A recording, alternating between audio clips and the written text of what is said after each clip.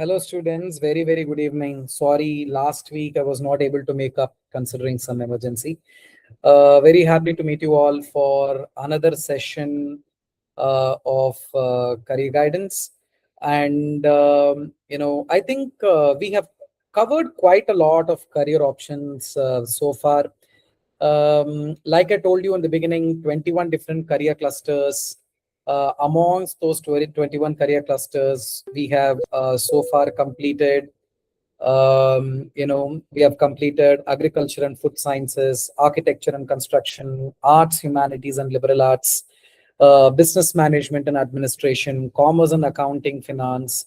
We have also completed design, fine arts and visual arts. Now we are getting into education and training. Very important, very interesting. I would say, I told there are totally 21 career clusters, right? All the 21 career clusters, for you to become, this is that one career cluster that makes every other career cluster. Do you all agree with me? So without a teacher, no doctor; without a teacher, no engineer; without a teacher, no designer; without a teacher, no chartered accountant; no agriculture engineer, isn't it? So today we are going to touch upon our seventh career cluster, which is education and teaching. But unfortunately, such a respectful profession, such a difficult profession, such a noble profession, many students don't really consider this to be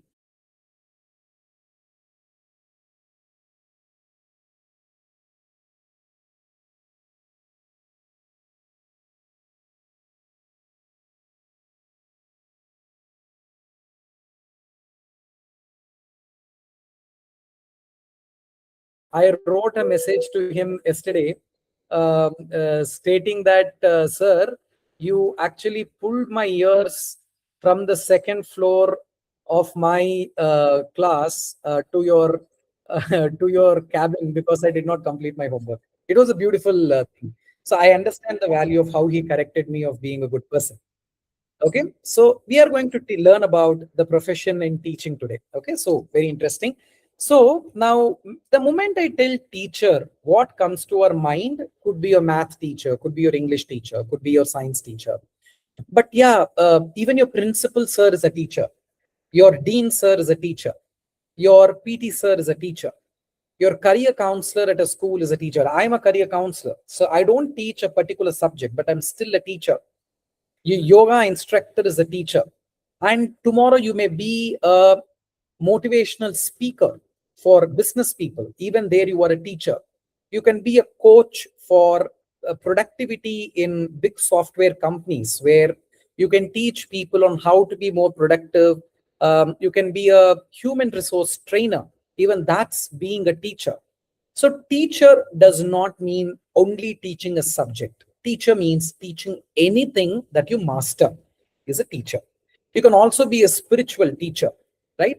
So what I want you to open up your mind and understand is that teacher is not just your subject teacher. They are also teachers, but teaching anything that you master is a teacher.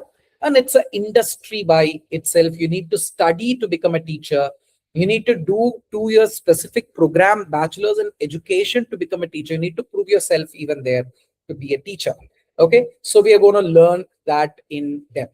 Now, there are a few people or a few organizations I'm going to take and allow you to explore. Oh, ಈ ತರನು ಆಗಿದ್ಯಾ ಅಂತ think ಮಾಡಕ್ಕೆ I've taken a few examples.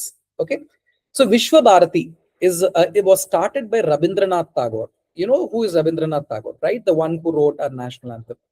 Okay, a school under a tree. It started like a school under a tree, and then Tagore rejected the colonial exam factory model and built a university where children learned poetry, science, and craft in open air.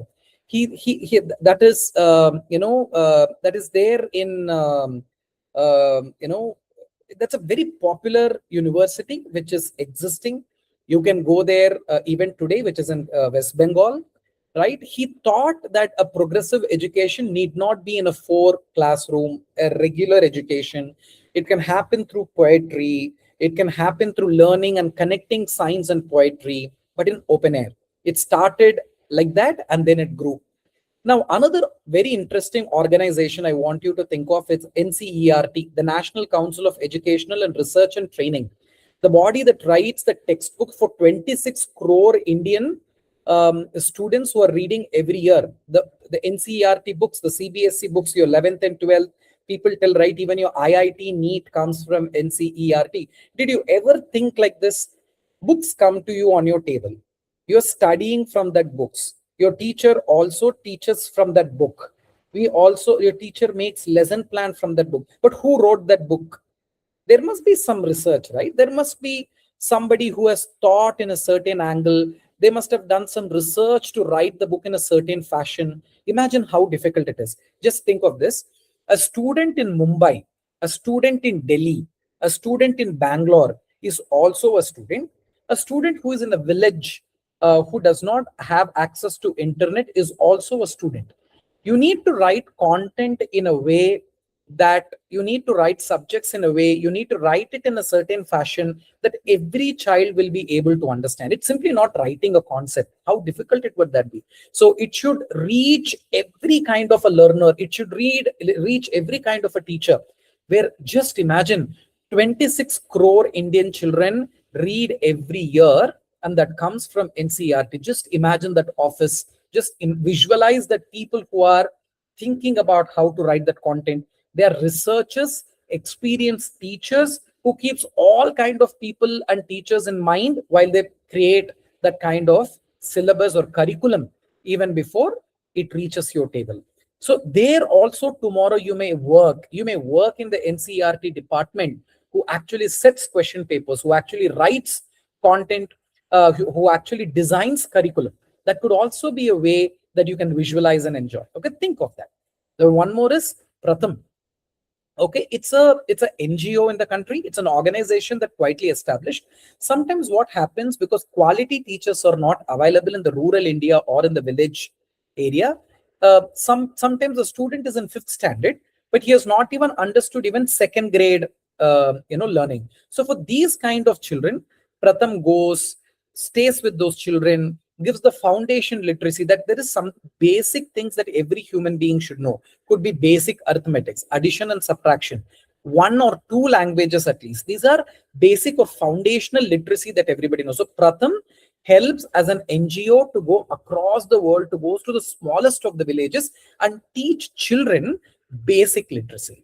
Tomorrow, if you have that intent to change the world, you may also work for Pratham. You may start an NGO like Pratham to help the world. And Pratham is a very large organization, by the way, which was founded in Mumbai in 1994. Another one, Azim Premji University. Azim Premji, this is a very famous name. He is the owner and founder of Wipro. We all want to become software engineers and work for Infosys Wipro, right? You must be knowing that company is named Wipro. So Wipro's founder chairman is Azim Premji sir. Azim Premji sir was the first serious university built for social sector, like teacher education, development, public policy. What is a public policy? A policy that is written for the welfare of everybody in the society. Okay, it's a MA in education, masters in education. Now the country's most respected post-graduation qualification in the field. Okay, so he was the first one to come up with a very serious university where they took MA in education very seriously. Okay, then comes this Byju's. This is a very different ballgame. Byju's was one company where a 2 lakh rupee teacher was getting 20 lakh rupee per annum, because it was a well-funded company where it was an education technology, EdTech company founded by Baiju Ravindran. Though the company may be undergoing a lot of challenges today, it was a great case study for today's generation about EdTech, which gave a great boom for teachers to earn more. And it was a company that taught the world you can also learn through technology or internet. Though there was many companies, that was a boom in 2011 during COVID or areas like that. Then Jiddu Krishnamurthy sir, he is one of the very most popular, respected, humble, talented and intellectual teacher. Its own schools called Rishi Valley Schools, which was founded in 1926. There are 6 schools today, and he was the one where the idea was given that education should produce very intelligent human beings, not just through grades. There is no grading system, no first rank, second rank, A grade, B grade, You learn what you want to learn. You learn with the nature. You learn the basic concepts. You become highly basically literate and allows you to nurture and think for yourself. He had a very different curriculum to teach. Okay. And few people, after working there as teachers, they came out and started their own schools like Jiddu Krishnamurti School. Very famous, very, very expensive school also to learn. It's called the Rishi Valley School. If you go and search for the school across the world, they're great examples of how to teach. Okay. What this field is, what is this not, and the path for a class 10, we will learn all of that. So we'll learn what is the work, if you are the right fit, and what is the path for you to get in there. Okay. Now, in general, if I have to simply put in 4 different angles, a teacher is a person who observes every child, designs a curriculum that fits every child or a group of people or for the entire class, teach the children based on the curriculum design, assess where did the child did not learn, give him more time, and make and nurture him. This is what your teacher is also doing to you in your school today. They will allow you to they will observe you. Your marks will come. They will understand which subject you are facing difficulty in. They will give you extra classes, design a new curriculum for you to understand the basics, teach you again. Again, he will test you and understand. Now, there are many curriculums like CBSE, pre-university, state board, IB curriculum, Cambridge curriculum. There are many curriculum. But any curriculum you take, this is a fundamental. Understanding who you are, designing a curriculum for you, teaching you the curriculum, understanding if you've understood everything, if not, observing and reteaching you.